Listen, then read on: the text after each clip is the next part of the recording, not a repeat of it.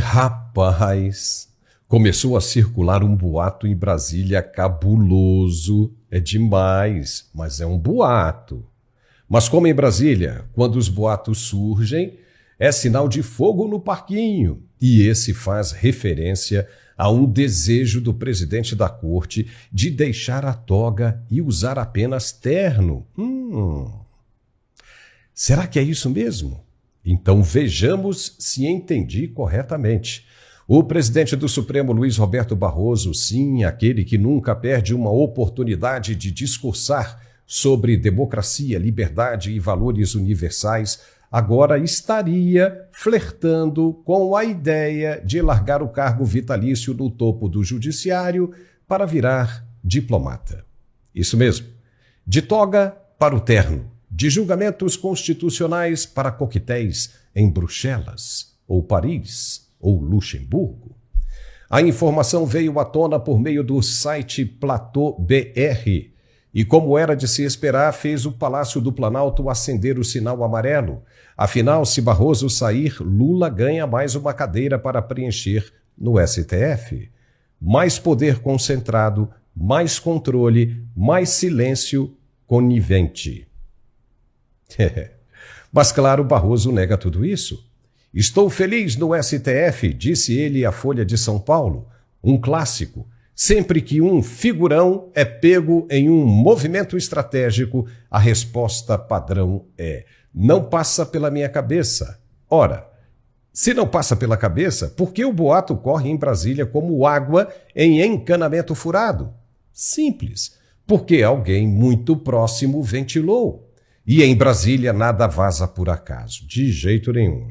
Viu o caso da Janja e do presidente chinês? O Lula ficou bravo. É sempre o mesmo roteiro. Primeiro negam, depois dizem que foram mal interpretados. E então, quando ninguém mais presta atenção, a coisa acontece. E por que Barroso trocaria o STF por uma embaixada? Porque faz sentido para ele. Afinal, lá fora ninguém vai questionar os seus votos, nem lembrar suas intervenções controversas no cenário político nacional. Ele vai poder desfilar o verniz progressista sem ser incomodado, e quem não é visto não é lembrado. Não é verdade? Mas por que agora? Talvez porque ele veja o desgaste inevitável que vem com o poder excessivo. Talvez porque queira sair por cima antes que o castelo de cartas comece a desmoronar. Porque vai desmoronar. Ou talvez, e essa seja mais provável das hipóteses, porque o jogo já está sendo jogado. Em Brasília, quando o boato é bom demais para ser mentira, geralmente não é. Só não virou manchete oficial ainda, mas não se preocupe, vai virar. E olha mais essa bomba! A temperatura está subindo muito. Quem puder que saia correndo. Porque Mike Pence, ex-funcionário do Departamento de Estado dos Estados Unidos e hoje um dos principais nomes na luta contra a censura digital, não mede palavras. Ele está agora denunciando que a estrutura do governo Biden desceu sobre o Brasil como abutres. Isso mesmo, palavras dele. E o objetivo não era outro senão só controlar o processo eleitoral de 2022. Segundo Mike Pence, agências norte-americanas, ONGs financiadas por Washington e gigantes da tecnologia trabalharam em conjunto para influenciar narrativas, suprimir vozes conservadoras e garantir que o Brasil conseguisse, ou melhor, seguisse o roteiro ideológico ditado por Washington. Ele afirma que houve uma clara ingerência externa com foco direto nas instituições brasileiras, incluindo o próprio TSE citado por nome em suas declarações. Só lembrando que o próprio presidente do Supremo e, na época, presidente do TSE, admitiu que pediu ajuda ao governo americano. Uou! A denúncia é grave, demais, mas previsível. O que Mike Pence está dizendo agora, em outras palavras, é o que muitos brasileiros já desconfiavam. A eleição de 2022 foi disputada com interferência externa e censura seletiva, sob o pretexto de proteger a democracia. Isso coincide com o que o ministro Barroso disse. Uma democracia que, para essa turma, só funciona quando os candidatos certos vencem. E o que é mais inquietante é que ninguém foi punido por isso até agora, nenhum inquérito, nenhuma CPI, nenhuma indignação institucional, apenas o silêncio e censura. Mike Benz jogou luz sobre algo que o Brasil precisa encarar. Nossas eleições viraram parte de um tabuleiro geopolítico e o povo ficou no papel de peça descartável. Ele ilustrou os detalhes do que anda dizendo por aí. E pasmem, segundo ele, as provas já estão prontas para serem mostradas quando forem cobradas. Veja agora um pequeno trecho do que ele andou dizendo com gráficos. O homem está com tudo, veja aí. And you can imagine that in a really big region, this sprawl looks friggin' enormous. And I'll just give you like a, just like a short thing, for example, of what happened in Brazil. Because they descended on it like a pack of vultures. Now, these are all entities funded by the U.S. government. Now, red is funding, and the green refers to their direct intermediation work. So you have the U.S. State Department, which does our overt diplomacy. You have the CIA, which does our covert diplomacy. And you have USAID, which is sort of the entity that straddles the two of them, in the sense that it's formally overt, in the sense that it is a U.S. government agency, unlike the National Endowment for Democracy, which again was created by the CIA but it's not really the CIA. It's actually an independent thing that we came up with. But the world bought it, and so we live in the aftermath of their ignorance. But essentially, USAID and the National Endowment for Democracy created this program called CEPS, the Center for Excellence in Political Process Strengthening. They get $150 million a year from the State Department in order to get other countries to pass censorship laws. And they have 20 million of their 150 million budget went specifically to Brazil. Now, CEPS gets its money from the National Endowment for Democracy, from the NDI, which is the DNC branch of it, the IRI, which is the RNC branch of the CIA, and this thing called IFES, the International Foundation for Election Systems. And CEPS created this program in Brazil to get Brazil's TSE, to get their election court to pass these progressive layers of censorship laws. This started in 2018 when they descended on them. They capacity built the Atlantic Council, the Wilson Center, the Carnegie Endowment for International Peace. By the way, the Atlantic Council has 7 CIA directors on its board. It gets annual funding from the Pentagon, the State Department, and the National Endowment for Democracy. The Wilson Center gets about 90%, or I think it gets a third of its budget from the U.S. government. The Wilson Center is where Nina Jankovic came from. The Wilson Center also hosts an amazing CIA archive that I actually pulled the inauguration of organized political warfare from later in the slide presentation. That actually comes from the Wilson Center CIA archive. The Carnegie Endowment for International Peace, which was run from 2014 to 2021 by a guy named Bill Burns. He left in 2021. If you're wondering what he's doing now, if that name sounds familiar, it's because he is the director of the Central Intelligence Agency. MEDAM, which is funded by the U.S. State Department and has also gotten DARPA grants. Bom, nós vamos colocar a íntegra desse vídeo depois num link aqui na descrição do canal. Conosco hoje, Gerson Gomes. Gerson, isso aí que a gente já viu, já foi mais do que suficiente, né? Me lembrou uma outra história também, aquela do PowerPoint, né, do Deltan Dallagnol, só que agora com muito mais robustez. Se bem que aquela do Deltan também estava robusta, né? Mas essa aí, uau, ficou cabuloso. Hein, Gerson? Seja muito bem-vindo. Bom, tá de volta, Paulo. Finalzinho da semana, e essa foi uma semana com muita atividade, tanto no Oriente Médio quanto no Brasil. E essa notícia que você traz me remete a um aspecto interessante.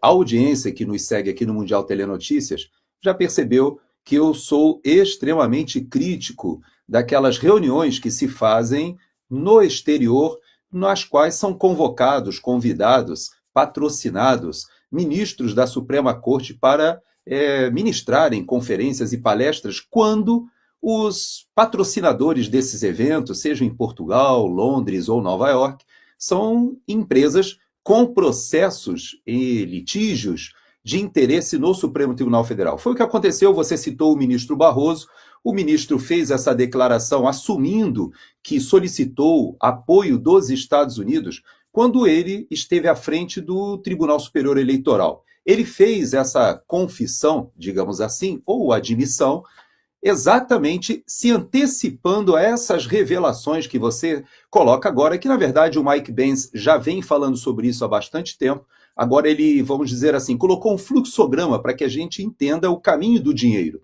Mas o ministro Barroso, ele se antecipa e diz que foi proativo, solicitando ajuda do governo americano em prol da democracia. Porém, essa ajuda, ela veio de diversas formas e seguindo um estratagema muito conhecido pela CIA, pela USAID e também pelo Departamento de Estado, e que Trump está denunciando essa organização que ele chama de uma organização criminosa. Veja, o presidente Trump chama esse esquema de uma organização criminosa que trabalhou, inclusive, para derrubá-lo em 2020 aqui nos Estados Unidos.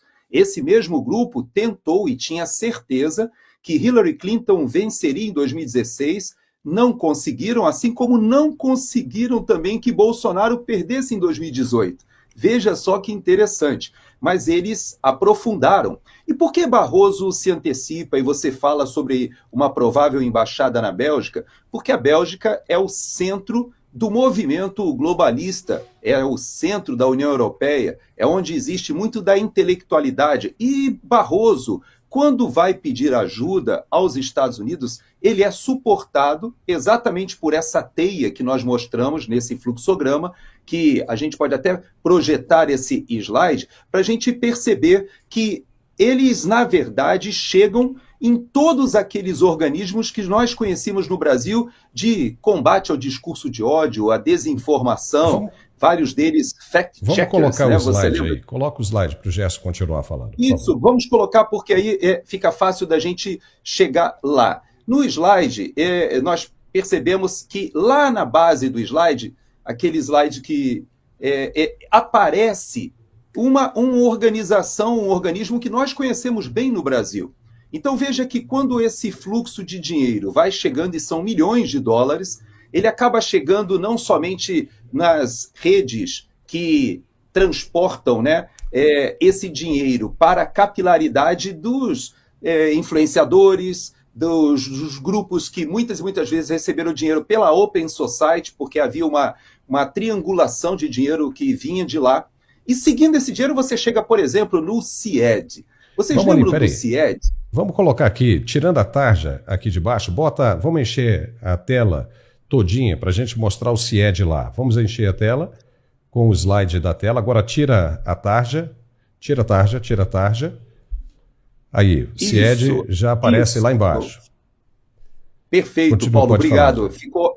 Ficou ótimo agora, porque a gente vê que aparece ali a agência Lupa, aparece a Abrage, aparece, obviamente, o Tribunal Superior Eleitoral, que recebeu suporte, assessoria técnica de todos esses órgãos que receberam, Fundação Getúlio Vargas. Veja que é uma teia muito bem montada e que foi reproduzida em várias partes do mundo, não somente no Brasil, mas principalmente foi testada nos Estados Unidos. Vocês lembram especialmente do CIED, que foi criado nesse período? Vamos colocar ali a sigla do CIED para que a gente veja exatamente ao centro. Olha que nome sugestivo, Paulo. Centro Integrado de Enfrentamento à Desinformação e Defesa da Democracia. Você sabe o que é isso? Nada mais, nada menos do que um braço que foi criado para reproduzir no Brasil aquilo que eles faziam pelas redes sociais aqui nos Estados Unidos de maneira velada.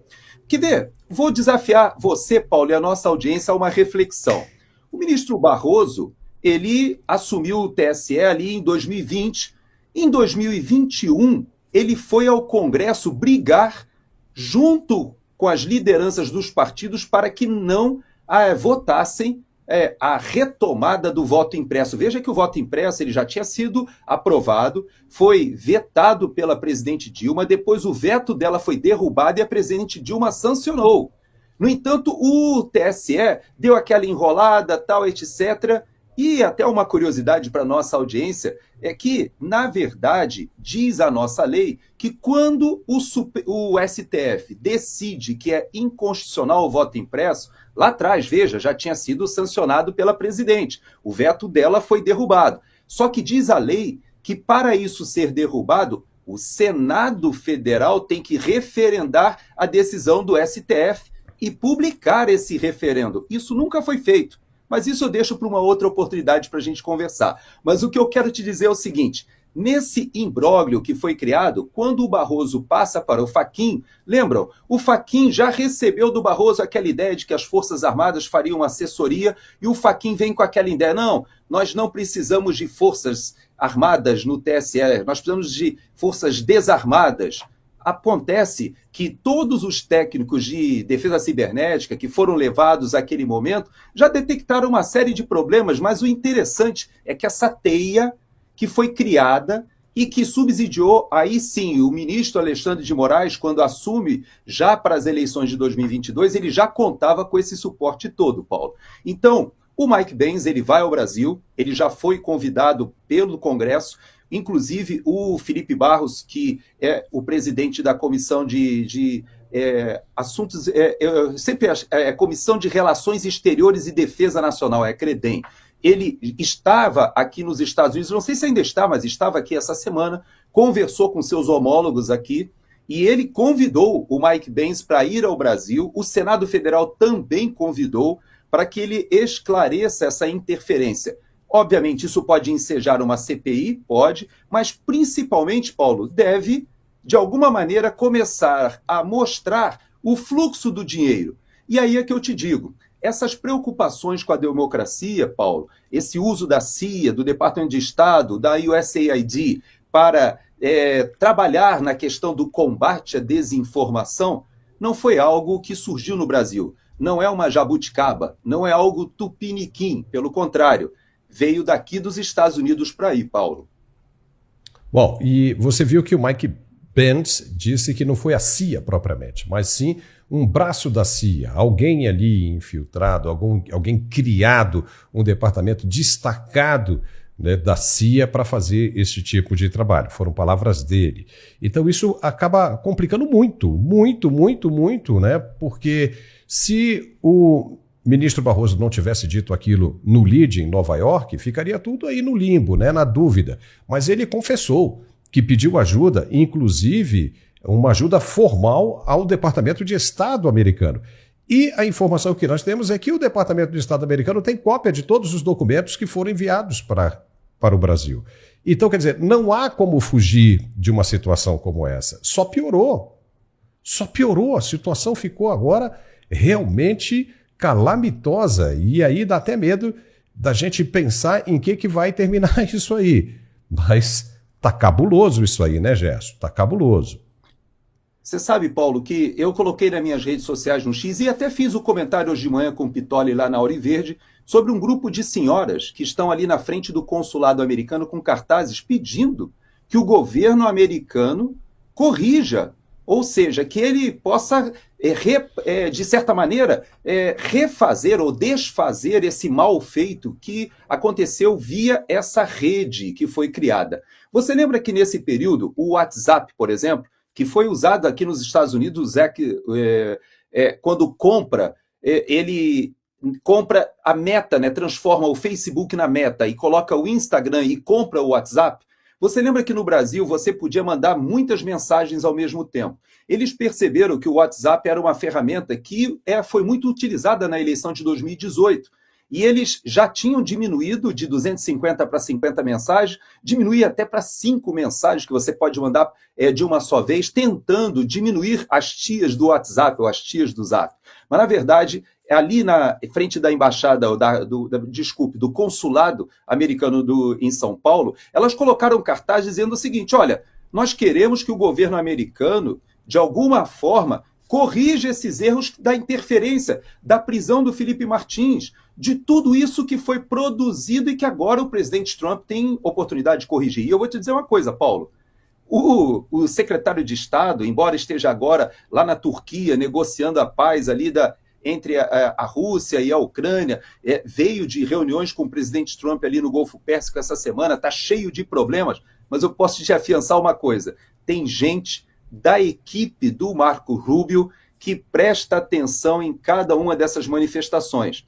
E já chegou nos Estados Unidos, até fruto dessa comitiva de parlamentares que foram aos Estados Unidos essa semana, fruto do trabalho do Eduardo Bolsonaro, que está aqui nos Estados Unidos e conseguiu essa licença e deixou, inclusive, de receber uma licença não remunerada e trabalhou muito essas últimas semanas. E eu posso dizer uma coisa, Paulo, é questão de poucos dias ou poucas semanas para que a gente veja que algumas ações concretas vão ser tomadas e talvez parte desse boato que você fala do ministro Barroso seja porque ele já recebeu a informação de que esse tema vai, ou pelo menos resvalar, ou vai transbordar para outras autoridades do Supremo Tribunal Federal ou que atuaram no TSE. Então veja que, não sei se é verdade que ele gostaria de ser embaixador, uma coisa eu te garanto. Essa fala dele num evento que, inclusive, era patrocinado por aquela empresa. Você lembra aquela refinaria de Manguinhos, no Rio de Janeiro, que foi comprada pela iniciativa privada? Pois é, esse grupo é um dos patrocinadores desse evento aqui em Nova York que o ministro Barroso estava falando. Então você veja que é uma dificuldade. Por quê? Porque eles têm 4 ou 5 processos no STF. Então quando eu digo para você que eu fico indignado nesses eventos, é por isso. Porque vamos dizer assim, há um conflito de interesses que subjaz a esses eventos que a gente deveria evitar, não é mesmo, Paulo? Eu acho que os nossos ministros deveriam estar se manifestando somente nos autos e evitando essas atividades políticas, até porque, nós já falamos aqui em programas anteriores, eu digo para você que existe uma verdadeira disputa entre ministros do STF atualmente no Brasil para saber quem cometem mais crimes de responsabilidade que são passíveis, inclusive, de impedimento pelo Senado Federal, Paulo. É o seguinte, para você mexer com fritura, você precisa ser cozinheiro e experiente, porque senão você vai se queimar. E o que tem acontecido é o seguinte, são excelentes magistrados, com notório saber jurídico, mas são ainda bebês na política. Entraram na fritura e agora se queimaram. Ficou ruim, ficou muito ruim. E mais, o presidente Trump disse que vai consertar as besteiras que o Joe Biden fez com relação ao Brasil. Uau, isso cai como uma bomba também, Gerson. Legal, já estamos de volta e olha só a novidade no caso do INSS, hein? Os sindicatos agora querem colaborar. Dá para acreditar nisso? Como é que você vê essa história? De repente, entidades historicamente ligadas à esquerda, muitas delas sustentadas com dinheiro público, outras com décadas de militância e aparelhamento, acordaram com espírito cívico e resolveram entregar políticos envolvidos no maior esquema de fraude do INSS em anos. Francamente, quem acredita nisso? O que está acontecendo aqui é o óbvio. Os sindicatos, pressionados por investigações da Polícia Federal, estão encurralados. O escândalo é gigante, mais de 6 bilhões de reais até agora, desviados por meio de descontos ilegais em aposentadorias. Sem falar a história do empréstimo consignado, dinheiro roubado de idosos, de trabalhadores que passaram a vida inteira contribuindo para o sistema. E agora que a poeira está levantando, eles vêm com esse papo de colaboração espontânea. Papo furado. Isso não é colaboração, isso é aviso. Aviso aos políticos que flertam com a ideia de uma CPMI de verdade.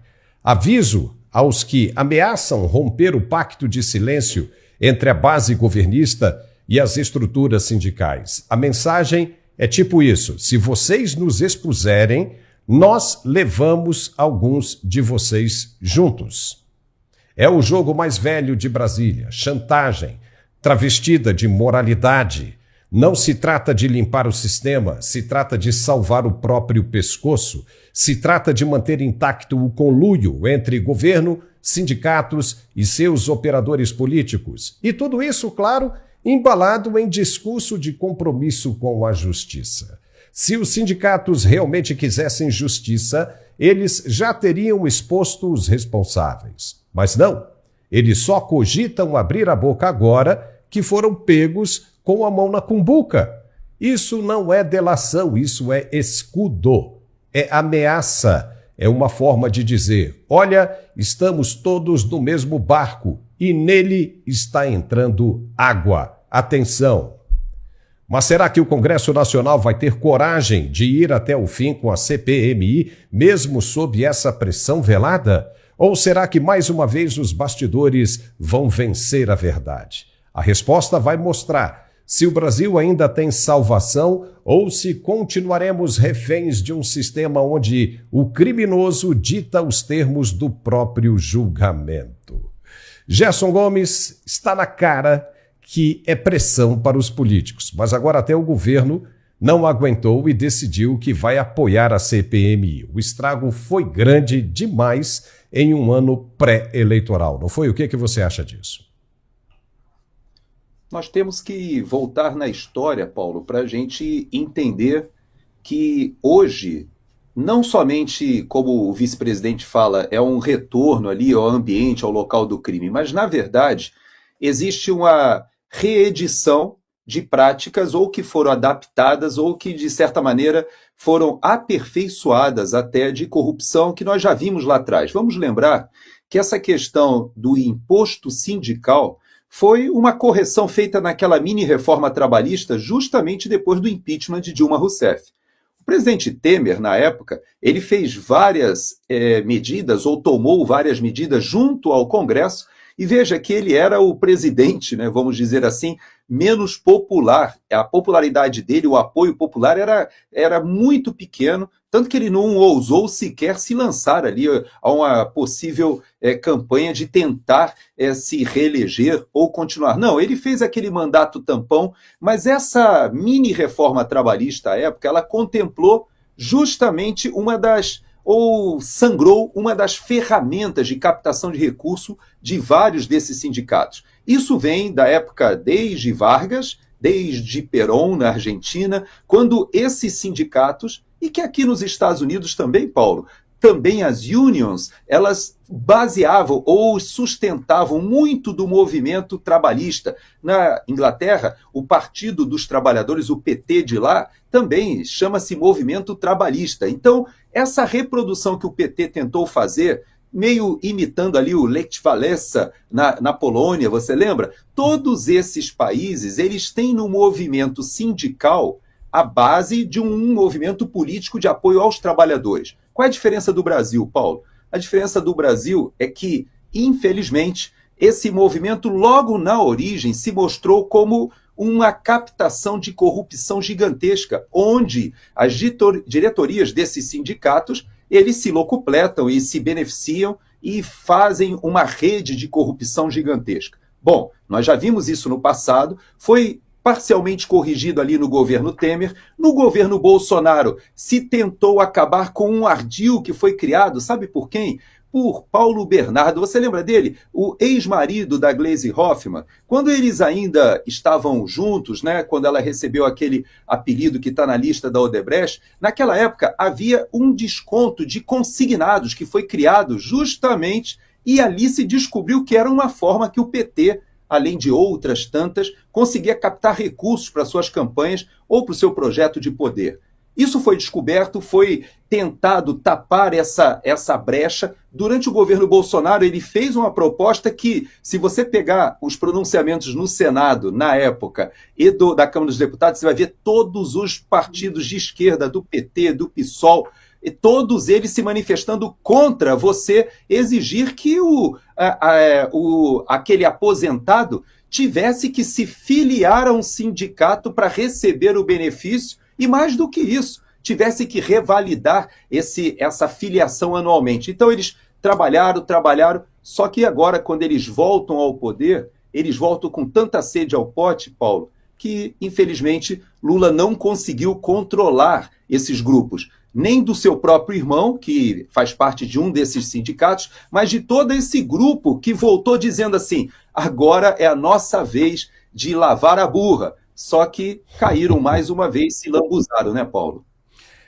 Isso é uma verdade, né? E é uma coisa assustadora e o presidente nunca sabe de nada. Nada, nada, nada, nada. Então, por não saber de nada, não poderia nem ser presidente. Porque se não sabe de nada, ele facilita, né? Porque se não sabe, as pessoas continuam roubando ou então vão destruindo o Brasil sem que ele saiba. E a função dele é justamente não deixar esse tipo de coisa acontecer. Então passa a ser um perigo gigantesco um homem assim no poder. Mas, Gerson, a gente... o tempo está correndo, a gente ainda tem muita coisa para falar. E agora eu posso tocar numa ferida que vai acabar afetando você aí também. Vamos ver como é que você vai se comportar com isso. Olha só, os mesmos militares que eram saudados como guardiões da Constituição, defensores da ordem, homens de honra, estão dando as costas a quem acreditou neles. A cúpula das Forças Armadas acaba de refutar com todas as letras o projeto de anistia aos envolvidos no 8 de janeiro. Isso mesmo, não querem nem ouvir falar em perdão. Preferem ver os seus próprios soldados sendo julgados como terroristas a arriscar sua zona de conforto nos tapetes vermelhos de Brasília. Segundo a Folha de São Paulo, o jornal que, aliás, nunca perdeu uma oportunidade de atacar os militares, os generais decidiram manter distância da discussão. E a razão é a seguinte: para preservar a disciplina e não premiar quem atacou os chefes militares. Em outras palavras, se você ousou desafiar a narrativa, está por sua conta. Boa sorte com o STF. É isso que virou a farda? É isso mesmo? Uma vestimenta de neutralidade conveniente? Esses homens que juraram proteger o país contra ameaças externas, mas também internas, agora recitam recursos iguais aos de ministros da mais alta corte? Manter a hierarquia, preservar a disciplina? Claro, claro, tudo muito bonito, desde que não incomode o status quo. E enquanto isso, soldados de baixa patente, veteranos e até civis que acreditavam que estavam defendendo a democracia, apodrecem na cadeia. E os generais? Silêncio, ausência, omissão. Eles preferem observar de camarote, aguardando os desdobramentos do STF, como se fossem comentaristas e não protagonistas. Vamos ser claros. Isso não é lealdade institucional, é cálculo.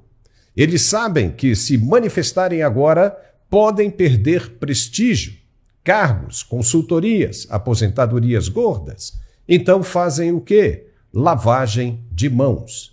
Que nem Pôncio Pilatos. E por que isso importa?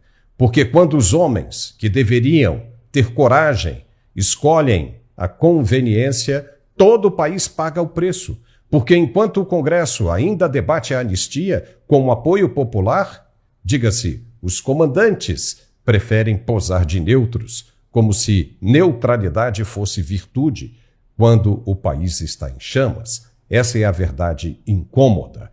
A elite militar virou parte do sistema e quem esperava bravura encontrou burocracia. Quem pedia firmeza encontrou silêncio e quem acreditou nos generais, talvez agora esteja finalmente acordando. Gerson Gomes, isso foi demais. Mas eu quero ver a sua opinião a respeito disso. Toquei o dedo na ferida, hein?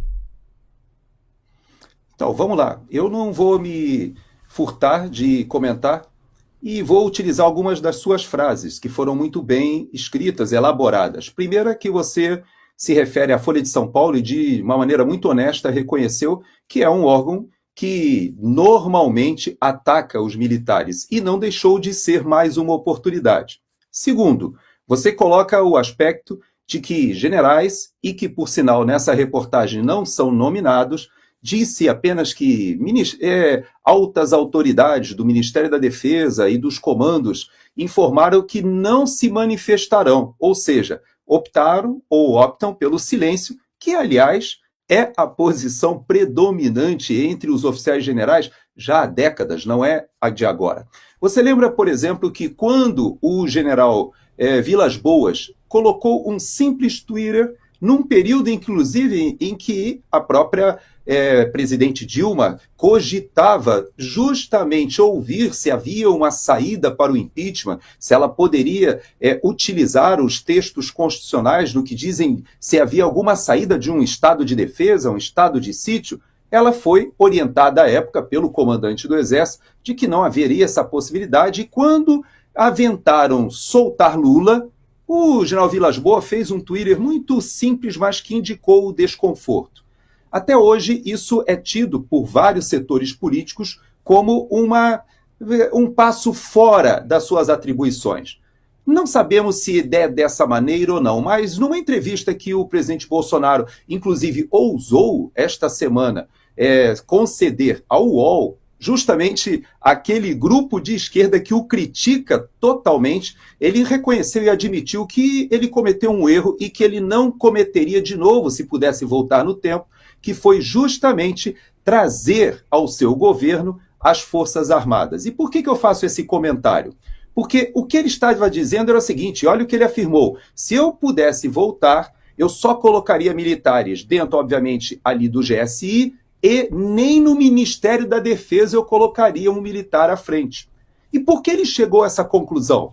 Porque um dos problemas que foi acarretado pelo governo Bolsonaro, e não por culpa do Bolsonaro, mas porque ele não tinha opção, ele não tinha massa crítica. Veja que ele não tinha partidos políticos. Ele decidiu não fazer o que Lula está fazendo agora e que o PT herdou de Fernando Henrique, que é o tal do presidencialismo de coalizão e entrega dos ministérios aos partidos políticos de porteira fechada. Você lembra que Bolsonaro, ele optou por mobiliar o seu ministério tecnicamente. Ele colocou mais de 20 militares em várias posições chaves e trouxe, inclusive, militares do serviço ativo para articulação política, para dentro do Palácio do Planalto. Então você veja que hoje o próprio presidente Bolsonaro olha e diz o seguinte: eu me equivoquei. E por que se equivocou? Porque militares, Paulo, queira a gente goste disso ou não, nós temos que entender que militares, eles têm e devem estar submetidos ao poder político nas democracias. Eles não chamam a si o poder discricionário de decidir o que é melhor ou pior para a população. Eles servem à nação na alternância de poder. Eu fui coronel do Exército Brasileiro, aliás, fui tenente, capitão, major, tenente, coronel e coronel, sobre os mais diversos governos. Eu estive desde Figueiredo até Dilma no serviço ativo. Prestei continência para Lula e Dilma. Prestei continência até para Leonel Brizola no Rio de Janeiro. Então você veja que eu vivi essa transição. Porém, é importante a gente entender o seguinte: quando hoje os oficiais generais optam pelo silêncio, quem deve se manifestar politicamente é o ministro da Defesa, e que agora, por sinal, nós sabemos que ele já falou mais de uma vez que, na opinião dele, a anistia seria uma boa opção de pacificação, porque ele reconhece que nem mesmo tentativa de golpe de Estado aconteceu no dia 8. Agora, por que os oficiais generais mantêm o silêncio e nosso mainstream jornalístico tenta explorar isso como um posicionamento da alta cúpula militar contra a anistia? Não é isso. Talvez seja o silêncio, e eu particularmente, aí abro um parênteses, eu trabalhei no Centro de Comunicação Social do Exército e tentei por diversas vezes obter mais, vamos dizer assim, pronunciamentos de oficiais generais da ativa. E eu tive muita dificuldade, sabe por quê, Paulo? Porque existe uma doutrina de comunicação nas Forças Armadas de que os militares falam o mínimo possível quando diz respeito a qualquer assunto que não seja dos assuntos da defesa. Agora, você faz uma ressalva que eu quero admitir que você está certo. A questão dos militares que estão presos, não somente o general Braga Neto, vários que estão arrolados nesse processo e que estão arrolados ilegalmente. Por quê? Porque existe o texto constitucional tanto para os militares da ativa, que foram presos ilegalmente, quanto até mesmo para os oficiais generais e outros militares que estão arrolados nesse processo, de uma maneira ilegal. Por quê? Porque está bypassando a justiça militar. E aí você está correto. Esses chefes militares deveriam, na minha avaliação, terem se posicionado lá atrás, quando o ministro Alexandre de Moraes atropelou o inquérito policial militar, avocou tudo a si, e hoje em dia eles atropelam a Constituição em várias questões. Então, eu concordo com você. Nesse aspecto, eu acho que você está certo. Esses militares, mas talvez eu possa até te dizer com um pouco de tristeza isso que eu vou te falar, mas é verdade. Eu sinto menos pelos militares presos, até pelo Braga Neto, que é alguém que eu admiro, é um amigo que eu tenho, ele está preso, eu sinto menos por eles do que pelos cidadãos brasileiros, senhoras, pessoas de idade que estão sendo condenadas e presos. Por quê? Porque os militares que estão arrolados nesses processos são profissionais de Estado, profissionais da guerra. Eles sabem que essa guerra política poderia resvalar para eles. Agora, o cidadão comum, essas senhoras, essas pessoas que estão presas e condenadas, isso é de uma perversidade terrível. Mas para a força, para as instituições, é terrível esse silêncio, eu concordo com você. Mas é uma característica dos chefes militares, Paulo. Eu acho que o erro foi realmente essa de levar os militares para o comando do país, né? Bolsonaro, acho que apostou numa coisa, errou, admitiu o erro, reconheceu, e eu acho que essa turma toda ficou com receio do que foram aqueles longos anos de regime militar no poder. E aí aconteceu tudo isso, né, virou aí, né, uma vitrine fácil de ser atacada, quebrada. E aí, pronto, né? A gente já conhece toda a história. Mas vamos em frente, temos mais 2 assuntos, que agora é oficial. O deputado Eduardo Bolsonaro disse que poderá voltar ao Brasil, mas não do jeito que Brasília esperava, cheio de meia-culpas e buscando a aprovação da elite política. Não. Ele volta para fazer exatamente o que mais incomoda o sistema: expor os traidores, reorganizar a base e reacender a direita que não se ajoelha. Depois de passar um tempo fora do país, acusado, perseguido e pressionado, Eduardo Bolsonaro fez o que todo bom estrategista faz: esperou, ainda espera, e enquanto espera, observa tudo. Ele viu que era leal. Quem era leal e quem corria para os braços da velha política. Viu que o próprio PL, o Partido Liberal, partido que deveria defendê-lo, estava mais preocupado com cargos e selfies no Jaburu do que com os princípios que mobilizaram milhões de brasileiros desde 2018. Ele foi traído. Vamos falar claramente, Eduardo Bolsonaro foi sabotado por dentro, mas ele entendeu e fez o movimento correto, se afastou para se reorganizar e agora se aproxima de nomes como Ciro Nogueira e Maurício Neves. Não por vaidade, mas por estratégia, por sobrevivência política, num ambiente onde até aliados te abandonam se o STF espirrar. E olha só, Ciro Nogueira já avisou que a volta é para breve, talvez até no primeiro semestre. E mais, Eduardo está sim avaliando uma candidatura robusta em 2026. Senado, provavelmente, ou então algo maior, talvez.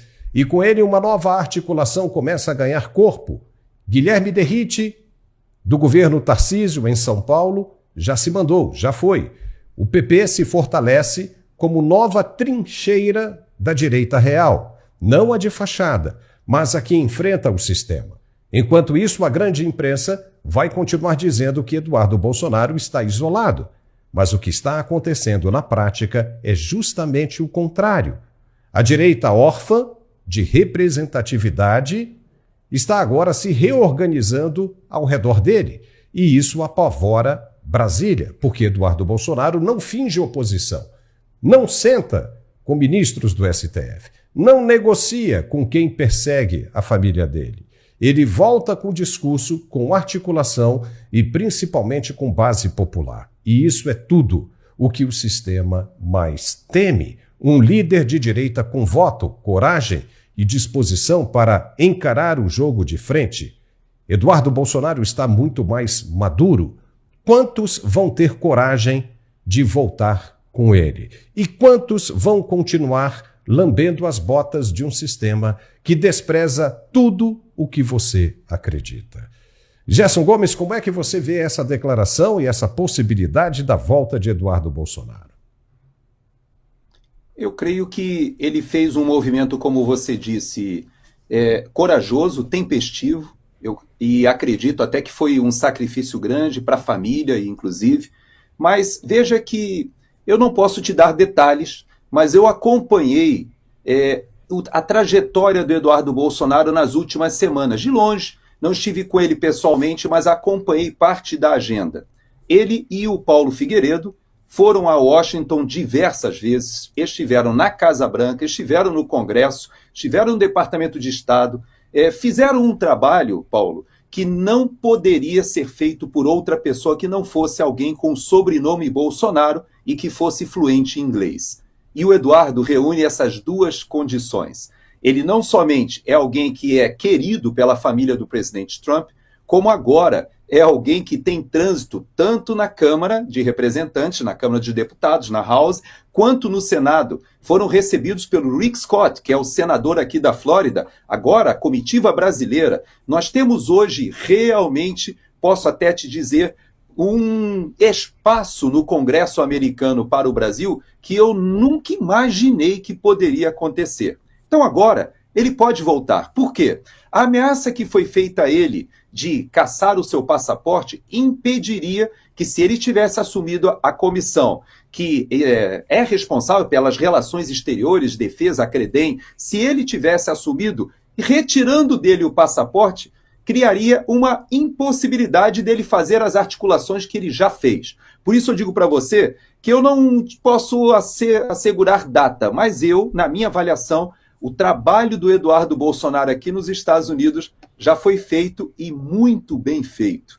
Agora é uma questão de tempo, talvez de algumas semanas, poucas semanas, para que a gente já veja grande parte desses resultados e que agora ele pode retornar ao Brasil. Acredito até que não somente a PGR, quanto até o ministro Alexandre de Moraes, a essa altura já não desejam tomar o seu passaporte porque a repercussão seria muito pior. Porém, aquela ameaça naquele momento impediria algumas das articulações que ele fez e dos compartilhamentos. Agora você veja como o Brasil ele é interessante. Eu falo sobre a esperança que eu tenho na década de 30. Você viu a evolução do Nicolas? O Nicolas não sabia falar inglês. Você sabia disso?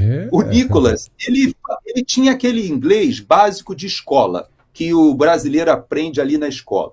E ele percebeu a importância, fez aulas, fez um intensivão de inglês e agora já dá até entrevistas aqui nos Estados Unidos, participa de debates em inglês. Então você veja que esse gap que nós tínhamos, eu acompanhei comitivas de deputados e senadores aqui nos Estados Unidos, Paulo. E você sabe que a gente ia nos gabinetes dos deputados e tinham vários parlamentares brasileiros que não sabiam falar inglês. E era constrangedor, porque você pedir um tradutor numa reunião dentro do Congresso, pois agora, Paulo, existe uma comitiva grande aqui, vários parlamentares que são fluentes em inglês. Não é mais somente o Geyer, não é só mais o Van Hatten, não é mais só o Eduardo Bolsonaro. Agora nós temos vários parlamentares, o próprio senador Girão já esteve aqui em reuniões, fala inglês, mas nós temos vários que falam e têm capacidade de fazer essas articulações. Mas eu te digo uma coisa.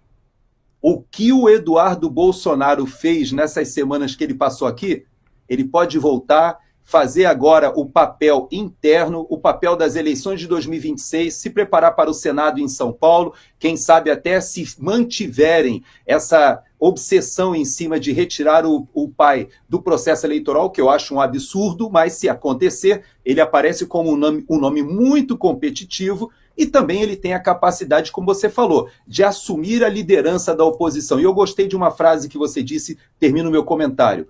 Eduardo Bolsonaro amadureceu muito do primeiro para o segundo mandato. E você tem toda a razão. Não somente aqui nas relações internacionais, mas também no papel que ele desempenha hoje no Brasil como liderança política, Paulo. E o que ele tinha que fazer, ele já fez. Agora pode voltar. Se tiverem que prender o passaporte dele, podem prender, porque o que ele tinha que fazer, ele já fez. E agora, para encerrar, ele vem de novo por aí, viu, Gerson?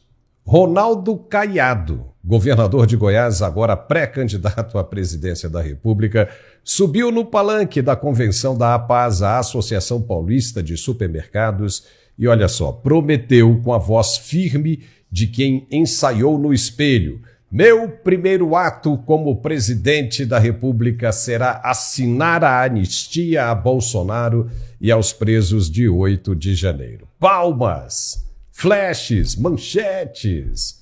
Mais um episódio da série Promessas que evaporam no dia seguinte à eleição. Se você está com a sensação de déjà vu, não é à toa. Já viu esse filme antes, sim.